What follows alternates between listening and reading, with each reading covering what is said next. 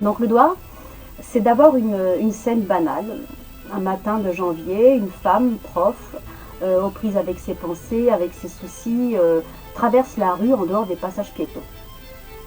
Elle est surprise par un coup de klaxon et elle fait un doigt d'honneur. Elle finit de traverser quand tout à coup une voiture pile devant elle et un homme en sort en furie, lui crie dessus. En face, ils sont nez à nez et lui dit recommence. Elle recommence le geste. L'homme la gifle donc brutalement. Et le doigt, donc, ce sont ces 2 minutes, cette scène, ce point de départ qui va être la source d'un questionnement sur la place de la violence dans la vie de cette femme. La violence qu'elle subit, celle qui est défiée, celle qui peut être recherchée, voire désirée, celle qui apparaît comme inévitable en fait quand elle remonte le temps pour raconter sa vie de prof face aux élèves, mais aussi à l'administration, au système de l'éducation nationale. Parce qu'en fait, c'est pas la première fois que des violences ont lieu contre elle sur son lieu de travail. Pourquoi? Donc le doigt, c'est aussi une enquête, comment dire? Ah oui, une sorte de polar sur soi, un polar où on ne saurait distinguer le détective du coupable, de la victime.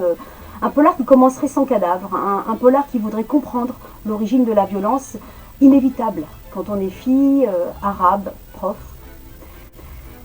Le doigt, c'est une écriture dynamique.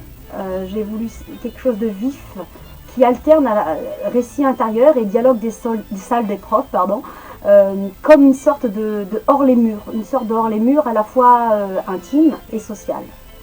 Donc du coup le texte joue de différents registres, comiques, tragiques, pour déplier le geste et aussi la fabrique d'un être. Par le biais de l'autodérision, donc la narration peut comparer la prof à, par exemple, à un Napoléon avec ou sans tricorne, ou à l'héroïne de la journée de la jupe, dans le désir par exemple de faire une explication de texte au Vérita. Et cette autodérision va permettre en fait l'exploration de soi et des espaces qui entourent cette femme. Donc le doigt raconte une femme, et ce texte-là est évidemment le prolongement d'Impasse Verlaine sans en être la suite. En fait, le doigt, je l'ai désiré comme un geste littéraire, pour enfin saisir la vérité de soi et en fait la vérité de ses soumissions qui nous relie à tous les espaces que l'on fréquente. Voilà.